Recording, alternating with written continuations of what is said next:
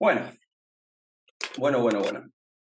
Vamos a empezar con la parte de regresión lineal. Vamos a ver que va a ser mucho más fácil de entender lo que es la regresión lineal simple, o en el plano y en el espacio en general. Y después, estos mismos conceptos se extrapolan a dimensiones superiores. Sí, ahora vamos con qué es la regresión lineal y toda la bola, ¿no? Básicamente voy a poner unos títulos, así nos vamos entendiendo. Regresión lineal simple. Sí. Vamos a estar abordando este concepto. Ahora, antes de empezar con la regresión lineal, quiero que me cuenten un poco qué entienden por modelo matemático, ¿no? O qué es un modelo, en definitiva. ¿Por qué hablamos de modelo? ¿Qué te sale? ¿Un ¿Por qué es un tan... algoritmo? Bueno, o ¿Ser? sea, finalmente lo que vamos a hacer es trasladar un modelo a un algoritmo. No, pero básicamente un modelo es una representación abstracta que lo podemos abordar de forma conceptual, gráfica o visual, ¿no? Que nos va a permitir justamente plantear, plantear o resolver un problema. Es un proceso a seguir, dice acá Mariel. Claro, pero básicamente nosotros creamos modelos cuando queremos abstraer un problema, ¿no? Queremos modelar, por ejemplo, el comportamiento climático. Nadie se mete en ese quilombo. Queremos modelar una predicción. Entonces nosotros lo que hacemos es armar un lineamiento general, una representación de cómo se comportaría ese problema, ¿sí? Y lo podemos abordar, como decía, ¿no? De forma conceptual, de forma gráfica, de forma visual. Ahora, el modelamiento Para no perder matemático. la costumbre, arrancamos con alguien con el micrófono abierto. Sí, siempre pasa lo mismo. Y yo tardo como 3 horas en mutearlos, así que lo voy a silenciar. Igual desmuteense cuando quieran. Entonces, un modelo matemático, en definitiva, es una suerte de habilidad que nos permite resolver problemas reales, ¿no? Justamente a través de la construcción de modelos, ¿sí? De la representación abstracta de que estamos hablando. Básicamente estos modelos pueden ser físicos, computacionales, como dice Ceci, de creación de algoritmos y demás, o simbólicos. Muchas veces nos valimos de herramientas de símbolos, ¿sí? Para plantear o modelar lo que es la realidad. Y estos modelos nos van a servir para poner a prueba un problema físico real y ver cómo responde ante diferentes factores o ante diferentes variantes, ¿no? Nosotros vamos a someter nuestro modelo, ¿sí? Nuestra abstracción, a prueba. ¿A qué prueba? Y bueno, a la realidad, a ver si nuestro modelo se asemeja a los datos reales o si no tiene nada que ver. ¿Sí? ¿Se entiende el concepto de modelo? Sí, sí. Bien, buenísimo. Entonces, justamente la regresión lineal simple es un modelo, ¿sí? Es una abstracción que nosotros vamos a usar, en este caso, para predecir la realidad. ¿Qué realidad? Depende del problema, en definitiva, ¿no? Pero, ¿por qué vamos a empezar con la regresión lineal simple, que es uno de los primeros algoritmos de Machine Learning que vamos a trabajar?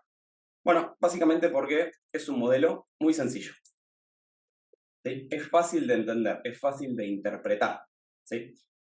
Y además, porque es fundamental para las áreas de estadística y de Machine Learning. A ver, este modelo nace en la estadística, ¿no? Y es una herramienta que usamos, obviamente, dentro del Machine Learning, ¿no? Pero en definitiva es un modelo estadístico. La ventaja es que lo podemos, con la gran capacidad de cómputo que tenemos hoy en día, lo podemos alimentar con los features que querramos y justamente este modelo, como representación matemática, se resuelve en un algoritmo y es súper fácil o es súper rápido de procesar, ¿sí? Pero principalmente vamos a abordarlo porque es un modelo sencillo y porque es el pilar, digamos, de lo que es la estadística, en definitiva. Ahora, ¿para qué nos sirve esto? O sea, ¿alguien sabe para qué sirve un modelo de regresión lineal? ¿O qué se puede hacer con este modelo? Franco, entiendo yo que ese o la regresión por lo menos me permite establecer la relación que hay entre dos variables, una de entrada y una de salida. ¿Me gusta? Me gusta, Entonces, bien. ese modelo me permite como ver cómo se relacionan estas dos variables. Variables. Perfecto, muy bien. A ver, vamos a ese caso. Imagínense, acá el compañero dijo algo importante, ¿no? Dos variables, una de entrada, una de salida, es decir, un X y un Y, si lo queremos ver en el plano cartesiano. Pero esto no quita que nosotros podamos expandir este modelo, ¿sí? A un espacio de dimensión superior, como puede ser el espacio, o el hiperespacio, en definitiva, ¿no? 4, 5, 70 dimensiones, lo que fuese. Si bien nosotros vamos a ver un modelo sencillo, que es modelo de 2 o 3 dimensiones, o sea, de una o dos variables de entrada. Esto lo podemos expandir a donde querramos, ¿sí? Esta es la potencia de un modelo, justamente. Permite predecir algún comportamiento entre dos variables bajo estudio. Me gusta, me gusta. Imagínense que queremos mudarnos, ¿no? Y sabemos que la situación de Argentina es muy complicada para el tema de la mudanza. Entonces, queremos hacer una búsqueda, digamos, a conciencia, ¿sí? Queremos evaluar bien el lugar a donde nos queremos donde nos queremos mudar, pero también tenemos que cuidar el bolsillo. Entonces, queremos encontrar la optimización, si se quiere, entre, no sé, la cantidad de ambientes, por decir algo, y el precio final. ¿Sí? Entonces, después de investigar un montón, entramos en Zona Prop, entramos en Mercado Libre, en un montón de lugares, vemos a priori que existe una relación, como decían ustedes, entre, por ejemplo, la cantidad de ambientes que tiene un departamento y el precio final. Tiene sentido, ¿no? O sea, vemos que existe una relación entre número de ambientes y el precio final. Claro que esto depende de más cosas, o sea, en realidad el número de ambientes es una de esas variables. Es una de esas variables, ¿no? Pero también de qué va a depender. Y no sé, del barrio. En Estados Unidos depende mucho de si hay colegios cerca, del índice de criminalidad de la zona, o sea, depende de un montón de variables, ¿no? Y esas variables, justamente variables independientes, que nosotros lo vamos a representar, variables independientes, la vamos a representar en general como un vector de features, ¿sí? Justamente le decimos features. En el contexto de Machine Learning esto se llama features. ¿Qué es un feature? Es simplemente las variables independientes, las columnas, ¿sí?, de nuestro dataset, que van a servir justamente para alimentar ese modelo. ¿Está bien? Y por otra parte, tenemos una variable dependiente o target value. Esta variable independiente es la que nosotros queremos predecir. Como en este caso, ¿no? Imagínense caso concreto. Ejemplo. Yo lo que entiendo es que hay una relación entre el número medio de ambientes, ¿sí?, y el precio final. Es decir, en general, a medida que yo aumento el número de ambientes, ¿cómo es el precio?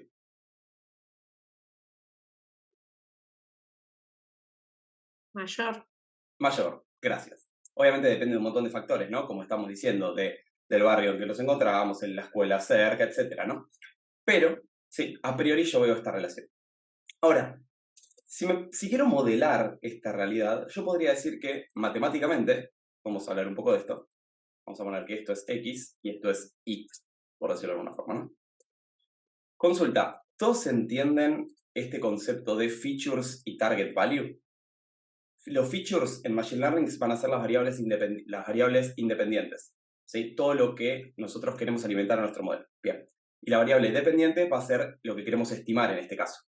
Fíjense que en particular, en este caso que estamos poniendo nosotros, el precio es un... ¿Qué tipo de variable es? ¿Qué opinan? ¿Discreta? ¿Categórica? ¿Cómo va a ser? Numérica continua. Numérica continua. Entonces, en general, claro, exacto. En general, este tipo de modelos, ¿sí?, se usa para predecir variables numéricas, mayormente continuas, ¿sí? O sea, casi todos los casos van a ser numéricas continuas, como el peso, no sé, el nivel de glucosa de un paciente, lo que fuese, la edad de una persona, el salario, etc., ¿no? Ahora, matemáticamente, como le estaba diciendo, ¿no? Matemáticamente, como estamos hablando ahora de una variable, ¿sí?, un feature y un target value, ¿en qué espacio nos encontramos? ¿Cuántas dimensiones tiene nuestro problema? 2. Bien, bien, bien. Representarse en un espacio bidimensional, ¿no? Entonces, básicamente, si yo agarro acá GeoGebra, esto no es un código, ¿sí?, vamos a ver que podemos hacer lo siguiente. Es decir, yo me paro acá, digo, bueno, quiero un punto, ¿sí?, y digo que, por ejemplo, para 3 habitaciones, voy a poner cualquier cosa, ¿no? Para 3 habitaciones tengo una salida a un precio de 6. Esto puede estar en, no sé, miles de pesos, o 100.000, no sé, 100.000 de pesos, no importa. ¿Sí? Para 3 habitaciones yo tengo este precio. Si yo me pongo a dibujar puntos, a partir de todo el research, fíjense que esto nos lo va a dar nuestro dataset en definitiva, ¿no? Todo este research previo nos lo va a dar el dataset y lo único que vamos a hacer nosotros es dibujar o hacer un diagrama de dispersión de ver cómo se relacionan, cómo se comportan nuestros datos. Entonces, fíjense que en el eje X tenemos el número medio de habitaciones, que son nuestros features, y en el eje Y lo que tenemos es la target value, que es el precio final. No sé, veo también que, por ejemplo, para 2 habitaciones tengo un precio de 5.5. ¿Qué carajo hice? Ah, me lo dibujo como hice. Punto. ¿Sí? Para 2 habitaciones tengo un precio de 5.5. Después para un monoambiente tengo un precio de 3.2. ¿Sí? Y así empiezo a trazar un montón de puntos. Ahora, ¿cuál es la idea de la regresión en definitiva, no? Bueno, como estaban diciendo ustedes, la predicción a partir de un conjunto de puntos que puede estar en 2 o en 3 dimensiones, no me importa, ¿no? Imaginemos el caso de 2. Para un conjunto bidimensional, yo lo que quiero es, para un punto nuevo, es decir, para un lugar que tiene punto, ¿sí? 5 habitaciones, yo lo que quiero que haga mi modelo es predecir el precio final. Es decir, un nuevo elemento que no pertenece a mi conjunto, la idea del modelo de regresión lineal es predecir cuál va a ser su valor en I. En este caso, qué precio va a tener. ¿Sí? Entonces, lo que nosotros buscamos, ¿sí?, es crear una recta, en definitiva, encontrar la mejor recta que se ajuste a esta nube de puntos. ¿Se entiende? ¿Para qué? Y bueno, justamente estoy creando un modelo, una forma que tengo a partir de los datos que ya vi, ¿sí?, poder predecir cuánto va a valer, qué precio va a tener una casa con una cantidad de ambientes que no vi antes. ¿Se entiende el concepto? ¿Sí? ¿Qué pasaría en 3 dimensiones? Bueno, acá básicamente cuántos features voy a tener.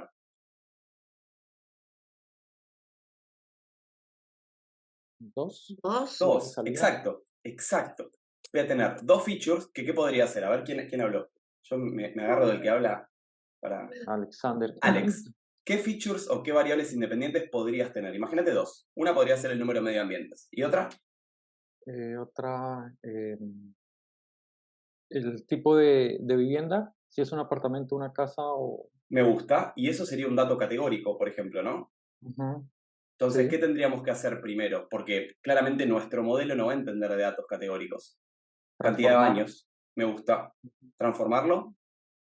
el categórico. Claro. O sea, recuerden que siempre este modelo en particular no entiende de datos categóricos. Entonces, un primer paso es analizar el dataset. Sí, ¿quién habló? Una voz del más allá.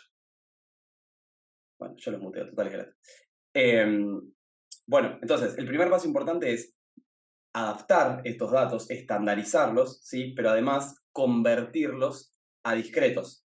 ¿Sí? Primer paso, si vemos que hay una variable categórica, convertirla a discreta, porque claramente yo no puedo representar en un eje X y Z o en un eje X y una variable que tenga entrada casa. No entiende esto el modelo.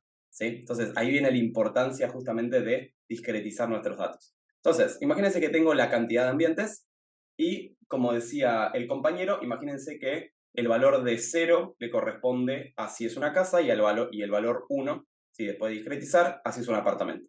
Entonces le voy a poner que es un apartamento. O sea, ¿qué representa este 3.1? Que tiene 3 ambientes, es un departamento.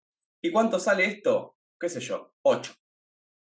Fíjense que de la misma forma que nosotros creamos esto, que lo creamos en el plano, lo podemos crear en el espacio. Entonces yo también podría decir, ok, bueno, una casa de 4 ambientes, perdón, un departamento de 4 ambientes sale 11.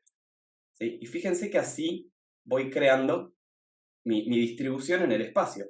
¿Qué pasa? La mejor forma de ajustar esta 9 puntos en un espacio tridimensional no es una recta, sino que es un plano. ¿Sí? Entonces, lo que quiero encontrar en este caso es el mejor plano que se adapte a esta 9 puntos en el espacio. ¿Sí? Pero el concepto es el mismo. Ahí sigo un toque con esta idea, ¿no? Matemáticamente, ¿se acuerdan cómo representamos una recta? Escucho ofertas, ¿eh? La famosa función lineal. Y igual a A, XM o AM MX. por X, sí. Sí. Exactamente. Ahora, en Machine Learning, imagínate que tenemos un montón de features. ¿sí? O sea, vamos a tener y vamos al caso este, ¿no? Esta es una recta. ¿Y se acuerdan cómo representar un plano en el espacio?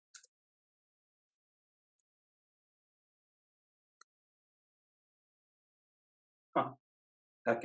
Bueno, Z es igual a más B por X más C por Y. ¿Sí? ¿Cuál es la diferencia? Fíjense que es una recta, no importa. Recuerden que A, M, B y C son constantes. Justamente la idea del modelo de regresión lineal es encontrar las mejores constantes, ¿no? Los mejores números fijos que se adapten a esto. Porque, miren este caso. Ahí volvemos con eso. Dale, GeoGebra. La mejor recta podría ser esta. O sea, yo les digo, che, ¿esta recta es la mejor que se ajusta a estos 9 puntos, chicos? No, ¿pero por qué? No. Porque ustedes la ven lejos. Bueno, y yo les digo, bueno, ¿y esta?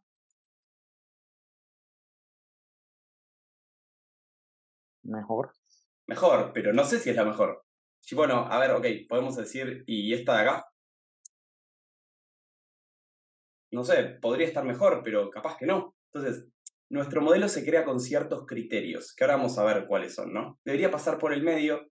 Ok, ahora vamos a ver que todo lo que hagamos en modelos de regresión, de predicción, la idea final es minimizar el error. ¿Sí? Concepto de error. ¿Qué es el error? Es la diferencia entre el valor real y el valor predicho. ¿Se entiende el concepto de error? ¿Qué es el error? Y mira, mi modelo predijo que valía 2.3, pero en realidad valía 2.5. Ok, tengo un error de 0,2 en esta medición.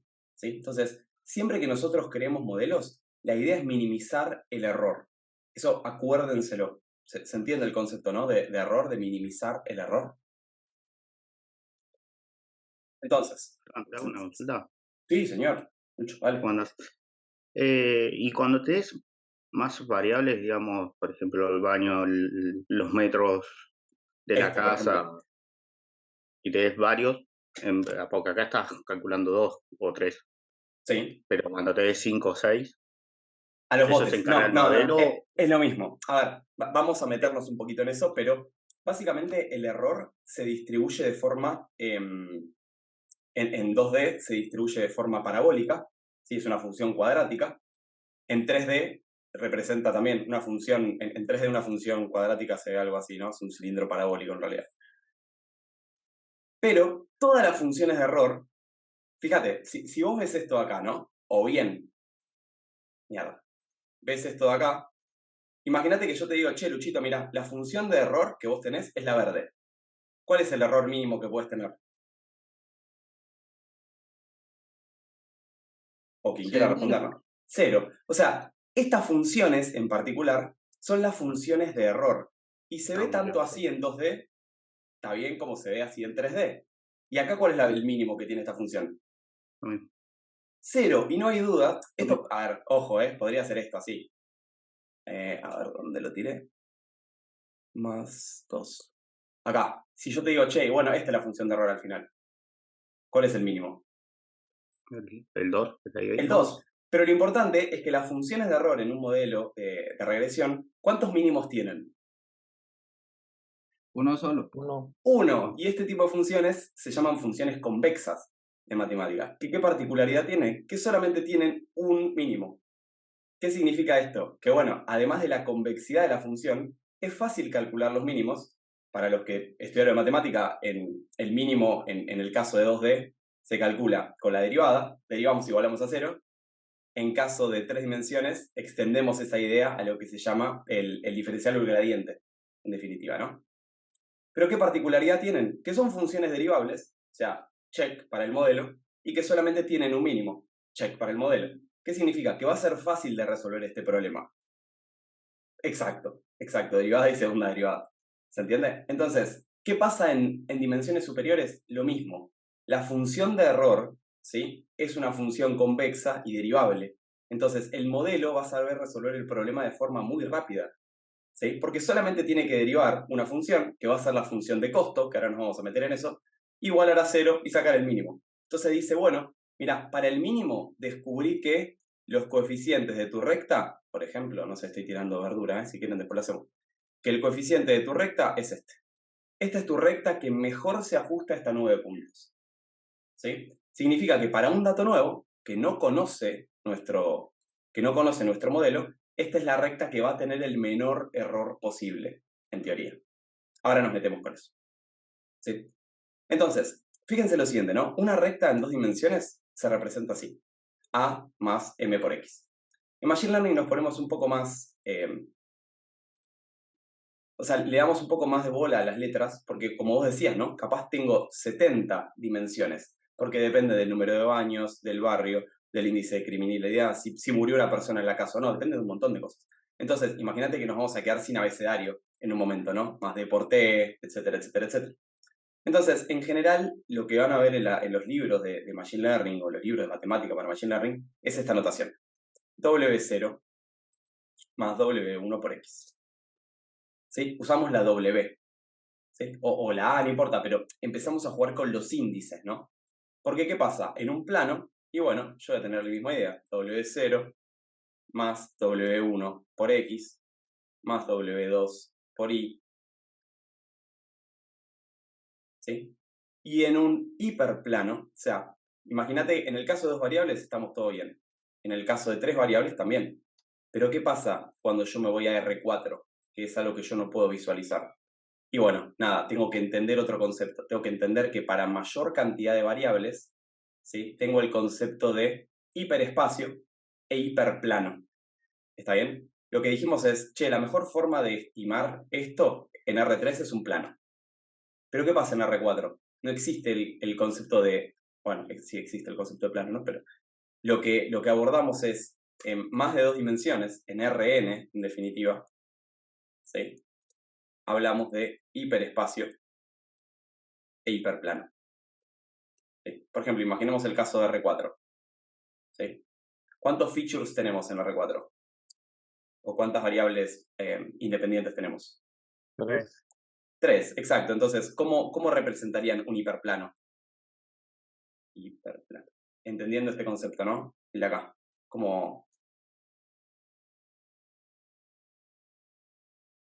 ¿Qué ecuación sería la que describa un hiperplano?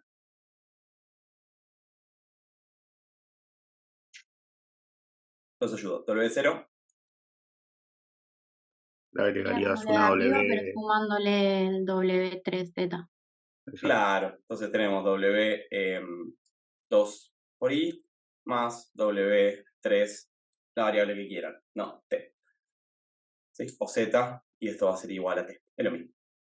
¿Se entiende? Y eso lo pueden extrapolar a la cantidad de dimensiones que quieran, en definitiva. Les digo más. Nos vamos a quedar en un momento sin X y Z, ¿no? Entonces, una nomenclatura muy común es poner X sub 1, X sub 2, X sub 3. Y tiene sentido porque estamos hablando de features, y los features dijimos que los representábamos con una X mayúscula. ¿Sí? Entonces, la idea principal es esa. ¿Se entiende? O sea, quiero que se entiendan los conceptos de recta, de plano, de hiperplano, ¿sí? De qué tipo de cosas podemos representar o ajustar con la regresión lineal. ¿Eso se entiende? Y acá podemos ponernos más estrictos y poner, ¿sí? Lo que quieran, pregunten lo que quieran. O sea, la idea es que no le huyan a las matemáticas, sino que lo hagamos fácil, ¿no? Siendo x sub n, vamos a decirlo. Esto es muy de matemática, pero en general se pone al enésimo feature, ¿sí? Como el enésimo feature. ¿Sí? ¿Se entiende esta notación? O sea, tengo un montón de x. Bueno, si quiero abstraer esto a dimensiones, a una enésima dimensión, x sub n va a representar el enésimo feature de mi hiperplano. ¿Se entiende? También es muy común decir que una recta es un hiperplano de dimensión 2. O sea, pero bueno, nada, boludeces de nomenclatura. En fin, una vez entendido esto, ¿sí? Como decía, lo que queremos en este caso en particular, yo acá tiro una recta mística, pero no sé si es la mejor. Les hago una pregunta, ¿cuántas rectas va a haber en el plano? Una sola. Infinitas. ¿Cómo? Finitos. Infinitas, ¿no? O sea, podemos generar esta recta, podemos generar esta recta, o sea, es una variable continua, esta constante, ¿no? Entonces, en un plano podemos generar infinitas rectas. ¿Qué hace la regresión lineal simple en este caso? Se queda con la mejor, ¿sí? La que minimiza el error para esta nube de puntos. ¿Se entiende eso? ¿Sí? Le voy a mostrar un pequeño ejemplo. Vamos a ver si podemos codear algo en Python para dejar tanto formalismo. Voy a importar NumPy. Voy a importar Matplotlib. pyplot. Y lo que quiero hacer es, por ejemplo, a ver, voy a generar no model name, escribo ahí cosas, Matplotlib. Bien. Voy a generar un vector, mira, voy a trabajar en 2 dimensiones. Voy a decir que x son números aleatorios, random.rand 30. Y lo que quiero hacer es generar, en vez de escribirlo en GeoGebra de a 1, porque no se me ocurren números, lo que voy a hacer es generar 30 números aleatorios entre 0 y 1. Nada del otro mundo. Ahora, a esto le voy a agregar cierto ruido. Entonces voy a decir, bueno, mira, np.random.run, voy a generar también 30 elementos, pero voy a hacer que se muevan un poquito, ¿sí? De lo que tenía antes. Y esto lo voy a multiplicar por 0,5. ¿Sí? Por otra parte, como dije arriba, ¿no? Sé que una recta, matemáticamente, es una constante más también un elemento por x. Entonces yo podría decir que una recta puede ser 2x más este ruido. ¿Sí? Fíjense que esto lo que me devuelve es un vector de reales. ¿Sí? Números entre 0 y 1, lo que fuese. Entonces, ¿esto representa una recta? Si acá ya tengo un vector, que ya lo comprobamos, tenemos un vector de elementos. ¿Sí? También, un vector de reales. ¿Sí? Yo puedo decir que ese vector multiplicado por 2 más cierto ruido es una recta en 2 dimensiones. Veámoslo si no me creen, ¿no? Voy a presentarlo con un diagrama de dispersión y voy a poner x, y.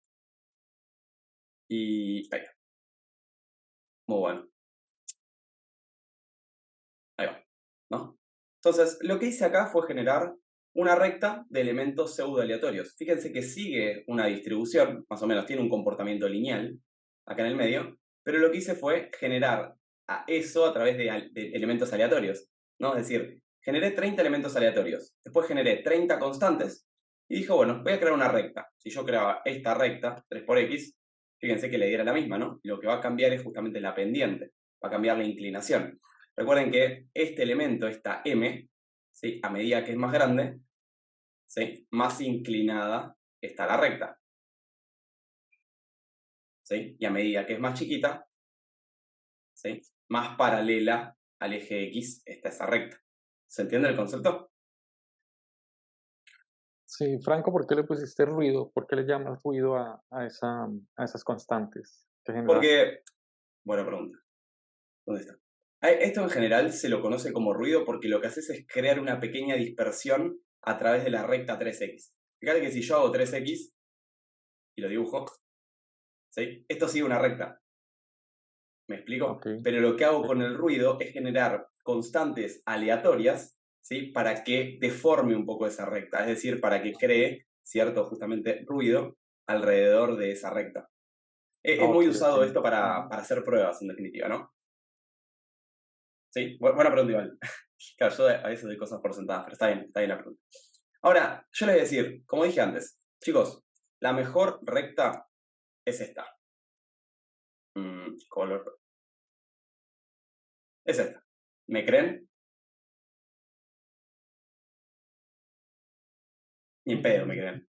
Claro, o sea, lo que hice fue agarrar y creé una recta como me pintó, en definitiva, ¿no? 2 por x. Creé una de las infinitas rectas posibles y rogué que se ajuste a la distribución que seguía. Pero fíjense que este numerito que yo estoy poniendo acá, la pendiente que yo estoy cambiando, no lo estoy haciendo en función de ningún criterio. Simplemente estoy comprobando constantes arbitrarias. Entonces, ¿qué necesito para entender cuál es la mejor recta? Crear un modelo. ¿Qué modelo en particular? El modelo de regresión lineal. ¿Sí? ¿Y cómo creo el mejor modelo posible? Trabajando con el error. ¿Sí? ¿Y qué es el error? A ver si se acuerdan. Tengo un dibujo igual para esto. ¿Qué era el error? La diferencia del valor real y el medido. Perfecto. Bien, me encantó. Y eso vamos a trabajar bastante, así que memorícenselo, ¿no? Es la diferencia entre el valor real y el valor predicho por mi modelo. ¿Sí? Miren esto. Mierda que tiene zoom. Ahí va. Entonces, fíjense el siguiente caso, ¿no? Nosotros tenemos una recta, ¿sí? Que es esta de acá, y tenemos diferentes 9 puntos. En este caso, E1, E2, E3, E4, E5 también puede representar el número medio de habitaciones con el precio de una casa. ¿Sí? Número medio de habitaciones con el precio de una casa. Número medio de habitaciones con el precio de una casa. Entonces, ¿cuál es este criterio? Yo acá tengo una recta, de las infinitas posibles. Fíjense que este error, este E1, ¿sí? Es una distancia. Como decía, es la diferencia entre lo que vale este valor y este valor que predijo mi modelo. ¿Sí? ¿Cómo representarían matemáticamente ese error, che? Un módulo. Con un módulo, X1 porque es una menos distancia, M. me gusta. ¿Cómo? X1 menos M, E2 menos M, E3 menos M. Ok, o sea, yo podría decir entonces que mi error, en este caso, es, vamos a ponerlo como ustedes dicen, a ver. Vamos, esto en general, cuando tenemos una predicción, le ponemos el sombrerito arriba. Esto viene de estadística. Ahí les explico esto. Esto es hat. Y menos y sub 1. ¿Podría ser ese el primer error? Vamos a ponerlo de esta forma. Hat. ¿Sí? Esta diferencia, ¿no? Es, cuando nosotros tenemos el sombrerito arriba, se le llama estimador a esto. ¿Sí? Es decir, como no sé realmente cuánto vale, le pongo un sombrerito para que estoy diciendo, bueno, este es el valor estimado por mi modelo. ¿Está bien? Y lo que le estoy diciendo es, ok, mi E sub 1, ¿sí? Es la diferencia entre mi valor predicho por el modelo y mi valor real. O sea, es esta línea roja de acá. ¿Qué opinan de eso? ¿Está bien? ¿Está mal? Está bien, ¿no? O sea, es esa diferencia.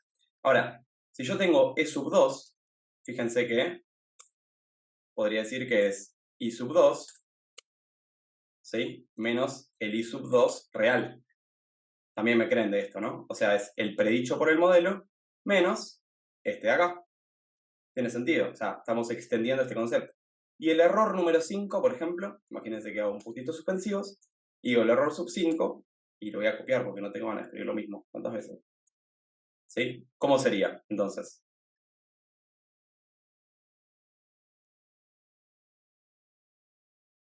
Esto acá, ¿no? Entonces, ¿cuál es el error total, ¿sí? Que tiene mi modelo? La suma de todos esos. La suma de todos los errores, ¿no? Entonces, matemáticamente, ¿cómo se expresa una sumatoria? Porque acá puedo tener 5, pero puedo tener 70 errores. ¿Cómo lo puedo expresar matemáticamente? Para abstraer este concepto, ¿no? Y calcular el error total.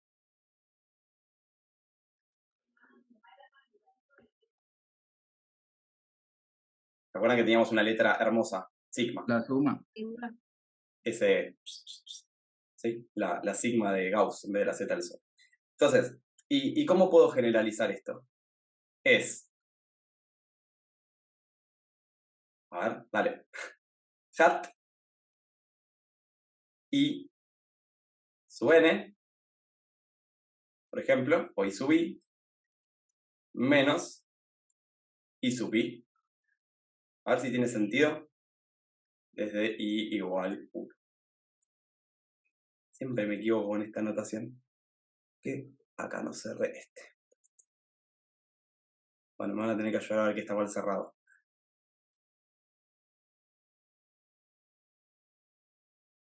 ¿Ven algo mal acá, che, cerrado?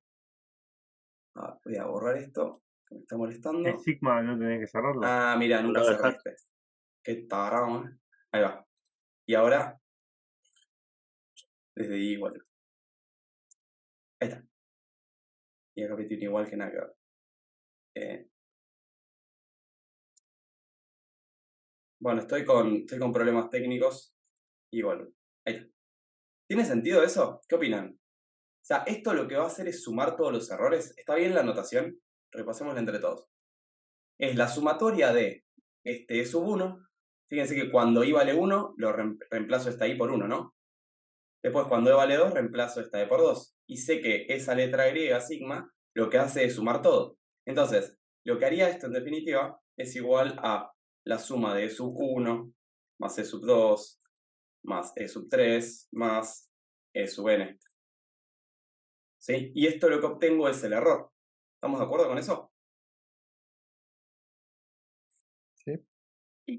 ¿Y qué problemas tengo con este famoso error?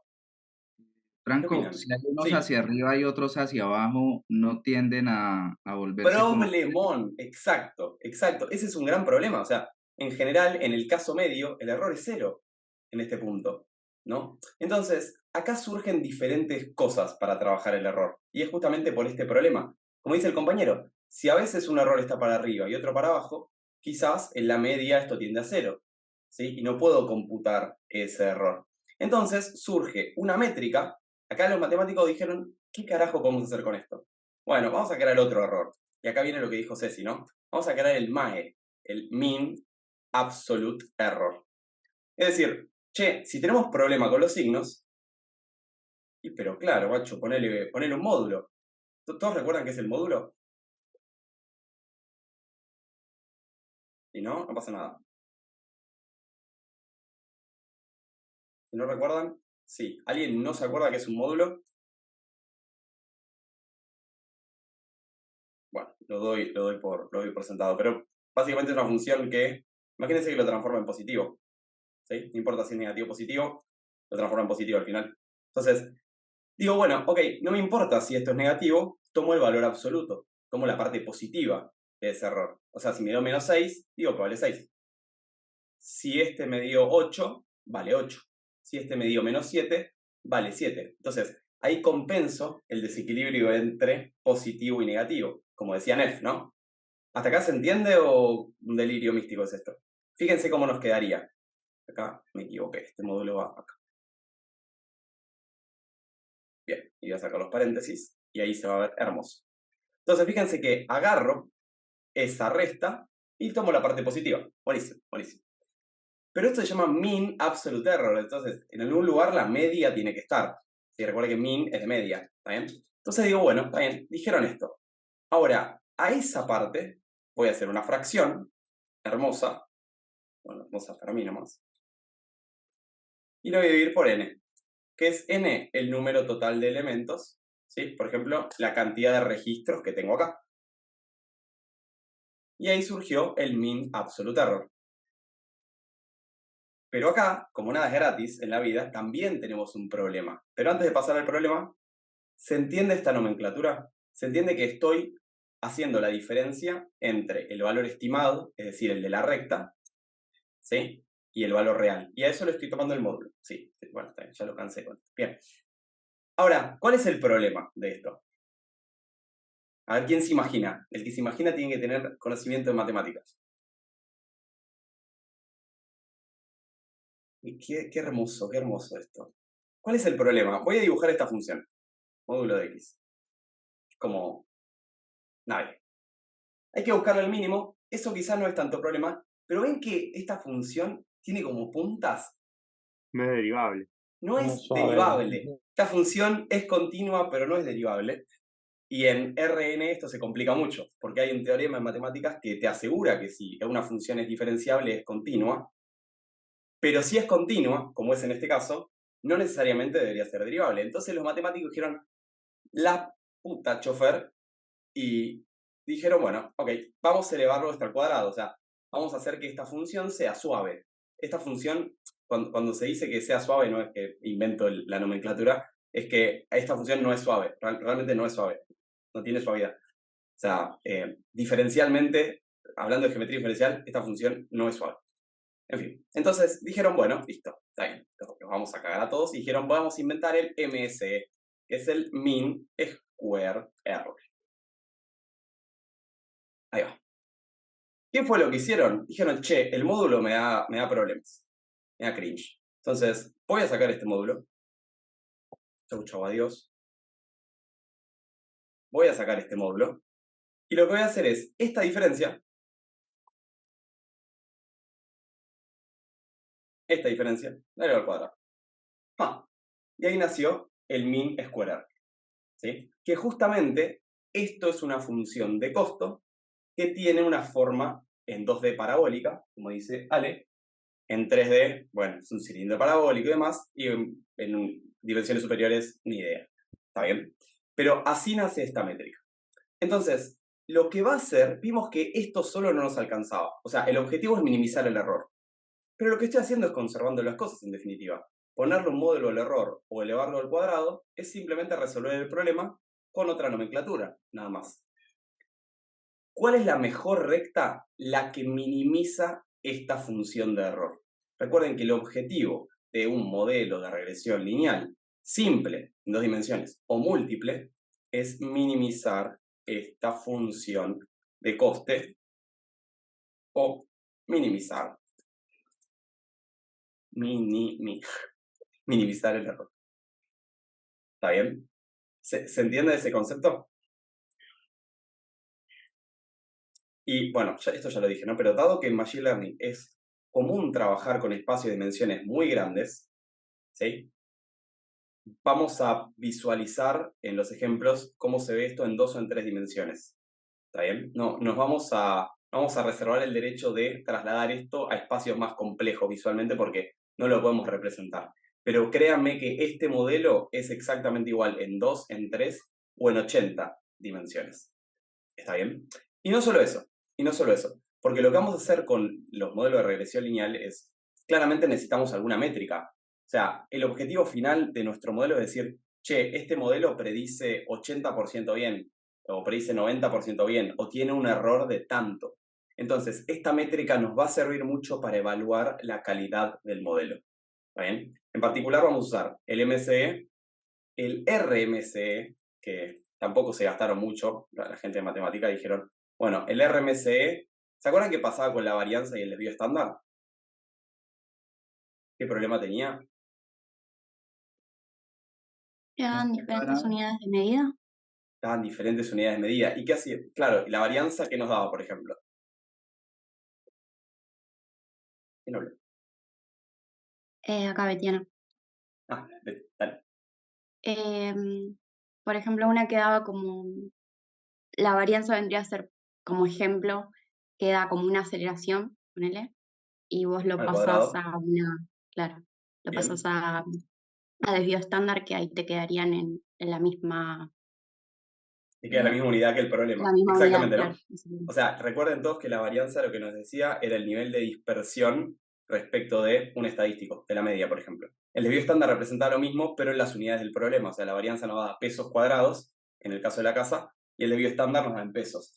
Acá pasa lo mismo. El root mean square error, ¿sí? Achica un montón el error cuadrático medio y nos da en las mismas unidades. Ahí pasa exactamente lo mismo. Entonces, nos va a servir un montón todo esto para comparar o para ver el error que tienen nuestras cosas. Pero, basta de chácharas, hagamos algún problema. Y lo que voy a hacer es empezar a crear nuestro modelo de regresión lineal, ¿sí? Y en un país ya lo importé, vamos a importar Seaborn. Seaborn as SNS, ¿sí? Y vamos a importar from sklearn.datasets import loadpost. Che, ¿alguna pregunta con todo esto? ¿Se entendió primero qué es un modelo? ¿Qué tipo de datos nos permite predecir la regresión lineal? ¿Y cómo es que crea o que calcula la mejor recta, plano o hiperplano posible? ¿Se entiende que lo único que hace este modelo es minimizar un error? O sea, minimiza la diferencia entre el valor predicho y el valor real.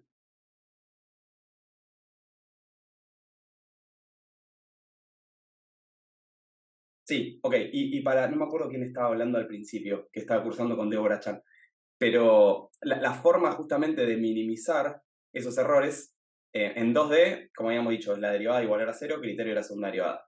Pero en 3D, en 4D, etcétera, lo que tenemos que usar es el criterio del gradiente, ¿no? O sea, son derivadas parciales de orden superior. ¿Sí? Entonces, no tiene ningún misterio. ¿Vale? Voy a importar el de Load Boston, que lo estuve chusmeando un poco. Tiene un montón de variables o de features, no me interesan tanto, pero les muestro. Print Boston.dtsk. Lo hago de esta forma también justamente para que lo puedan hacer acá, ¿no? O sea, que lo puedan hacer en vivo y no tener que pasarles un dataset y demás. Pero básicamente lo que tiene esto es precios de casas de Boston en base a todos estos features. Índice de criminalidad, la proporción de, bueno, todas estas cosas. Chas, que es una variable dummy, parece, si está cerca del río o no. Nox, bueno, fíjense que depende de un montón de cosas, ¿no? En particular, para hacer este ejemplo, voy a usar RM, que es el Average Number of Rooms per Dwelling, ¿sí? O sea, el número medio de habitaciones, en definitiva. ¿Y qué es lo que quiero predecir? Bueno, en definitiva, lo que quiero predecir es mi variable target, que es el MED, ¿sí? O sea, básicamente quiero predecir cuánto sale esa casa en función del número medio de habitaciones. Ahora, planteándoles este problema, ¿en qué espacio nos encontraríamos? Tengo un solo feature y una variable a predecir. Dos dimensiones. Y ya lo aclaramos. ¿Piensan que vamos a tener una buena estimación de nuestro problema? Fíjense todas las variables que tenemos y solamente nos estamos ocupando de esto. No, exacto. Es como acá decir que un 3 habitaciones o un 3 ambientes sale tanto. Nos está faltando el barrio, nos está faltando un montón de cosas. Entonces ya sabemos que el modelo de regresión simple, en este caso en particular, no es tan buen indicador del resultado final. Por eso salen los modelos de regresión múltiple, que es básicamente el mismo concepto, el mismo modelo, extendido a un espacio de dimensiones superiores, ¿sí? Pero bueno, dicho esto, espero que lean la descripción del dataset, que no sean como yo. Lo que voy a hacer es decir, bueno, mirá, yo en particular sé que el RM, a ver, es el 0, 1, 2, 3, 4, 5. ¿Sí? Es el feature número 5. Entonces lo que voy a hacer es decir, bueno, Boston.data, y voy a quedarme con todas las filas de esa columna. ¿Sí? Esto me devuelve un array hermoso, ¿sí? Ustedes se preguntarán, ¿por qué está con comas? O sea, no puedes tener 6 habitaciones y media. Bueno, porque es el número medio de habitaciones. ¿Está bien? Lo que te representa es el número medio. Entonces es una variable numérica continua, en este caso, ¿no? Dato a tener en cuenta. Por otra parte, yo sé que la predicción, la variable a predecir, le voy a poner i, fíjense que respeto esta notación, y en este dataset está en boston.target, ¿sí? Que es el precio en miles de dólares, en este caso. ¿Está bien? Si quisieran visualizar esto, ¿qué tipo de diagrama harían y cómo lo harían? Este ejemplo lo estuvimos pensando con mi novia, así que ayuden. Una distribución de puntos. Bien, un scatter. Plot.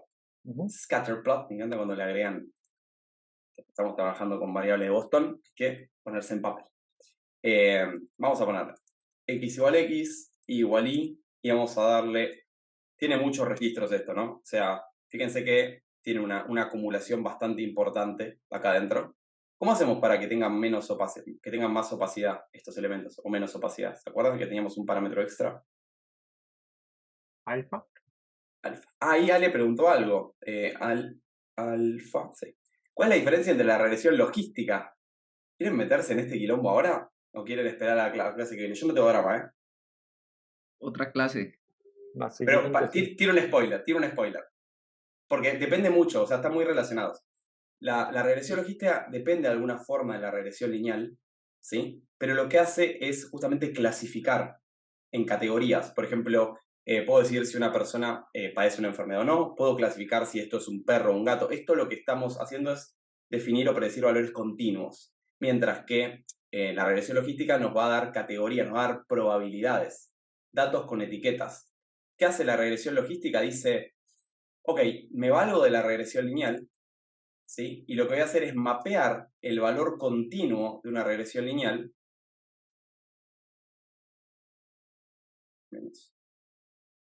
¿sí? A un valor acotado, ¿sí? A un valor entre 0 y 1.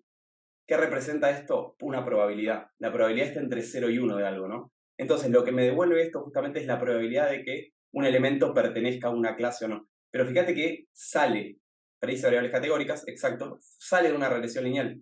Esto que está adentro del exponente, adentro de E, ¿sí? Es el A por X más B de una regresión lineal.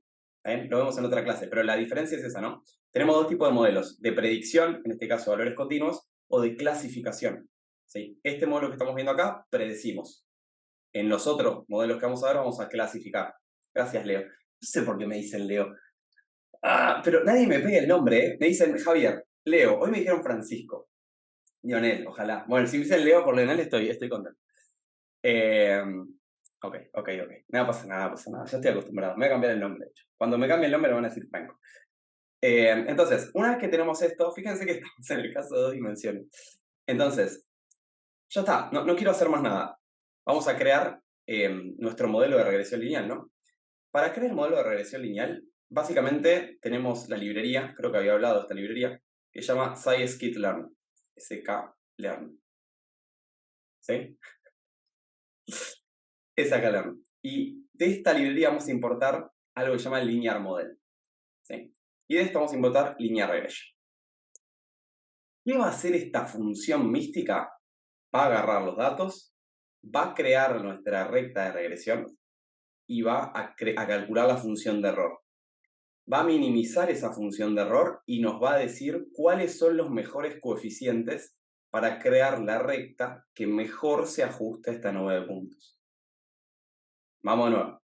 Esta función lo que va a hacer es agarrar los datos, x e y. O sea, agarra esta dispersión que tenemos acá, en caso de 2 dimensiones. ¿Qué hace después? Calcula la función de error, es decir, hace esta magia que hicimos nosotros, ¿sí? La minimiza, es decir, la deriva igual a 0, ¿sí? O la diferencia y la igual a 0, y una vez que hace eso, calcula la mejor recta. ¿Una recta de qué se compone? Y como habíamos visto antes, de coeficientes, ¿sí? De un término independiente y una pendiente. Entonces, lo que nos va a devolver este modelo son los coeficientes de la recta que mejor se ajusten a esta nube de puntos. ¿Sí? Franco, los coeficientes son los mismos parámetros. Los coeficientes son los mismos parámetros, exacto. ¿Te acuerdas que habíamos visto acá que yo había tirado esta recta? ¿Qué tenía esta recta? Tenía una pendiente, mira, si le cambio algún parámetro acá, ¿sí? Fíjate que varía mi recta. Entonces, lo que nos devuelve el modelo lineal son estos parámetros, ¿sí? Estos Ws, si quieres verlo de alguna forma. Y esos Ws lo que me van a determinar es la mejor recta que se ajusta a esa nube de puntos. Fíjate que si me devuelve un W distinto, la salida es distinta. ¿Se ve esto? ¿Quién preguntó? ¿Nef Sí. o Adu? Alexander. No le pega a ninguno. Alexander. Bien. Entonces, ahora vamos a ver igual, ¿eh? No los voy a dejar con la intriga. ¿Cómo hacemos esto? Bueno, vamos a crear nuestro modelo de regresión lineal. Pueden dejarlo así. Acá viene un concepto importante en Machine Learning. ¿Cómo se llama lo que va dentro de los paréntesis de las funciones? Parámetros. Parámetro, exacto. En el contexto de Machine Learning o Deep Learning se llaman hiperparámetros. O sea, los hiperparámetros son parámetros de una función, pero que el data scientist o el rol que quieran puede modificar de forma controlada y que afecta a la performance del modelo. Entonces, a todos los parámetros de nuestras funciones de Machine Learning o de Deep Learning le vamos a llamar hiperparámetros. Son parámetros que nosotros podemos modificar a propósito y van a variar, ¿sí? Van a influenciar nuestro output final. ¿Está bien? Entonces, de ahora en más, hiperparámetros. Son parámetros que podemos controlar nosotros. ¿Está bien? Yo lo que voy a hacer es aplicar un normalize true. Después le voy a explicar qué es esto. Pero básicamente es un hiperparámetro que lo que hace justamente es normalizar todas las entradas. Es decir, lo llevan un valor entre 0 y 1 o depende qué tipo de normalización se aplique. ¿Bien? No importa. Franco, ¿podés ponerlo como un comentario? ¿Lo de hiperparámetros? No. Sí, Exacto. sí, Gracias. obvio. Parámetros versus hiperparámetros. Ahí se los escribo y se los subo. ¿Sí? Pero así no me olvido. Ahí va, ahí lo escribo.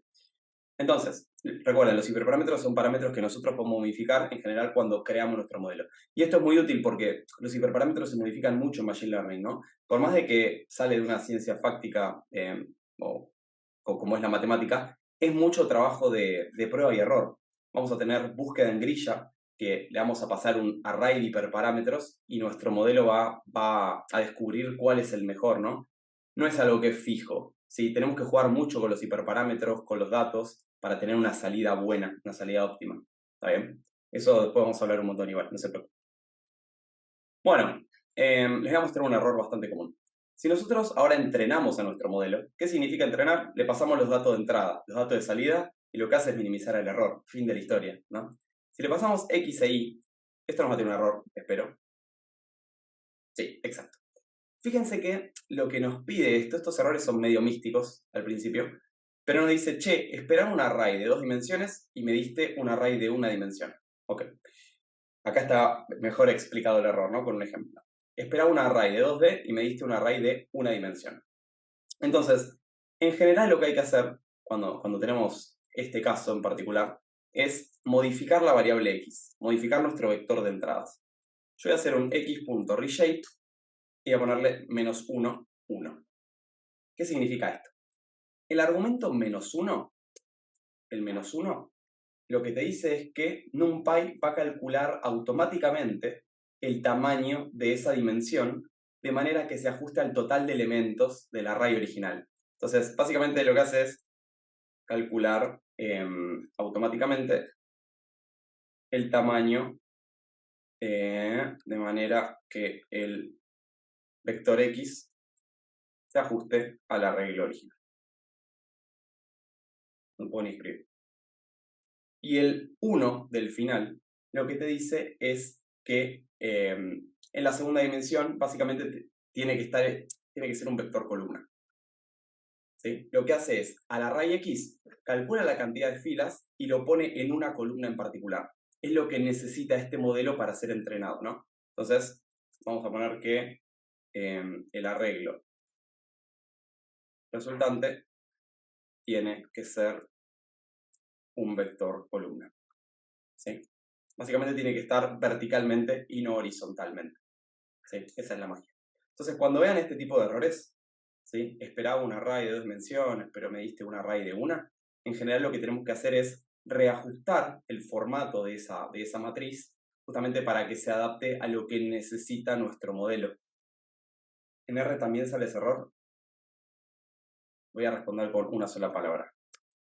NPI. Es ni puta idea. O sea, no manejo R. No tengo ni idea. Y no sé cómo resolver este problema en R tampoco. Pero lo podemos googlear. Perdón, Marce, por la honestidad, pero ni idea. No, está perfecto. Chan nos lo dio en R, pero ni me acuerdo. Ah, ok. Bueno, pásamelo y lo vemos, obvio. Vas a aprender. Gracias. Tiene una letra No, igual vamos con Python, me parece que es más, Ok. más usado ya. Como gusten. Bueno. ¿Te puedo hacer una consulta? El Dale. reshape se lo ¿Es algo haces de a R? la... parecido, no mentir. Bueno, El reshape, ¿se lo haces al modelo o a la variable a X? a la variable. Ok. Fíjate que esto lo que nos va a dar al final.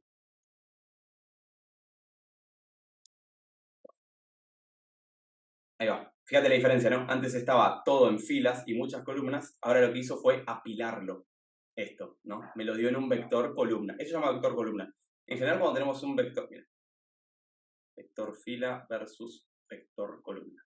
Me encanta porque sale en tema de matemática y no los quiero asustar, pero para que vean la boludez que hay, la diferencia entre un vector fila y un vector columna, ¿no? A ver si hay imágenes que describan esto. Ahí está. No, pero ¿cómo me pones esto tan chiquito, hermano? Bueno, encima que lo escriben. Yo la verdad que soy un vago. Ah, bueno, listo. Me resigno. Pero acá, no sé si se llega a apreciar la diferencia, ¿no? Pero Sí, esto es un vector fila, ¿sí? Tiene muchas columnas. Y esto es un vector columna. Tiene una sola columna, pero muchas filas. Lo que espera el modelo, en este caso un modelo de regresión, es que es un vector columna. Por eso hacemos esta magia del reshape, ¿no? Fíjense que lo transformamos de un vector fila a un vector columna. Eso lo pueden hacer con una transposición también. En fin. Pues Borro la fila. Por favor. Che, ¿alguna duda con todo esto? Sí, ¿Por qué no se lo deja ahí?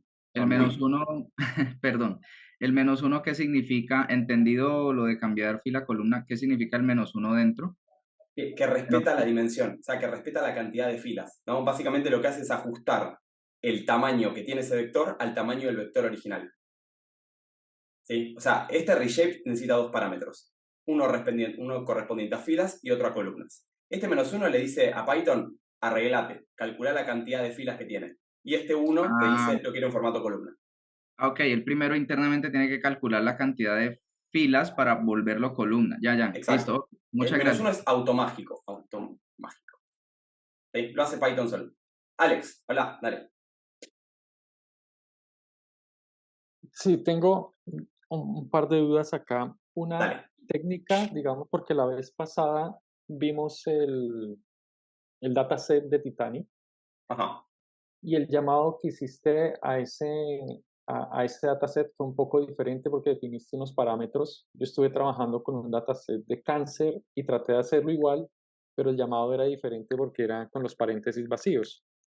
Entonces, digamos que ahí tengo esa duda de cómo llamar esos datasets cuando llamas al dataset, cuándo lleva parámetros o cuándo no, porque con el de Titanic le pusiste la versión, dijiste data igual a Titanic, coma, Sí, versión por, 1.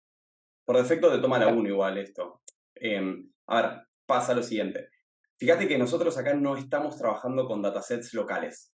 ¿Sí? Son Ok, todos de la nube, por decirlo de alguna forma, ¿no? Esto lo que hace es, sí. en realidad no, esto básicamente te descarga los datasets a tu computadora. Pero el de Titanic, ¿viste que hicimos un fetch OpenML? Sí, ok, Bueno, ese fetch lo que hace es pegarle a un servicio que te devuelve el dataset. Y ese dataset está versionado, es decir, tiene la versión 0, la versión 1, la versión 2. Es decir, van agregando o sacando cosas. ok, Esa versión es decirle, che, mirá, tráeme esta versión del dataset. Es como descargarte una app al celular que tenés diferentes ajá, versiones. Está diciendo qué ok, versión te querés descargar. Si los tenés en tu computadora, ya está. O sea, hay una única versión. Pero cuando mm, recurrís a dataset online, no. ok. Pero en este Ah, caso, digamos, sí, cuando le dices load Boston, no lleva sí. data igual a Boston, versión tal, porque lo está llevando No, directamente de scikit-learn. esto está en tu compu. Ah, ok, ok, ok. O Ya. sea, vos cuando te instalaste, capaz no lo hiciste, pero pip install sklearn, esto ya te trae un montón de dependencias que quedan en tu computadora. Ah, ok. ¿Me explico la diferencia? Es buena la pregunta, Sí. ¿eh? Nunca lo había Ajá. pensado, pero no sabía que sabía eso. Gracias. Pero Sí, bueno, sí. ¿se Ah, ok. entiende? ¿Se entiende, Alex? Sí, sí. Ahí va. La otra consulta que tengo Dale. es, ¿cómo sabes el valor de los parámetros? Digamos, ¿eso El es valor de los... automático, del W? Porque generalmente cuando uno está viendo esto de forma un poco más formal, Ajá, tú haces el gradiente, digamos, para ajá, saber cuáles son como los parámetros, los mejores parámetros para tu modelo, ajá. pero en este caso es automático Sí, que lo ahora lo llama hacemos al manualmente, W. si querés. Ahora lo hacemos manualmente y Ok, te muestro que devuelve. Sí, sí, obvio, obvio.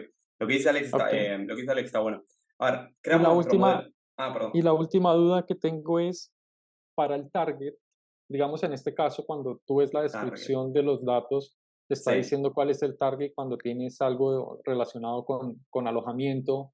sí. Generalmente quieres saber cuál es el precio, Ajá. pero cuando yo tengo un dataset, ¿eso me lo da el negocio? ¿O cómo sé yo cuál va a ser mi target dentro de todo ese conjunto de datos? Buena pregunta. Primero, sí, en general, vos lo que apuntás es a una métrica de producto, ¿no? En general tenés tu equipo de producto en empresas grandes que te dice, che, mira, quiero poder predecir o quiero poder clasificar esto. Tenés dos opciones. Tener un modelo de aprendizaje supervisado, que es bueno, esto va para todos, ¿no? O sea, tenemos varios tipos de modelos, ¿no?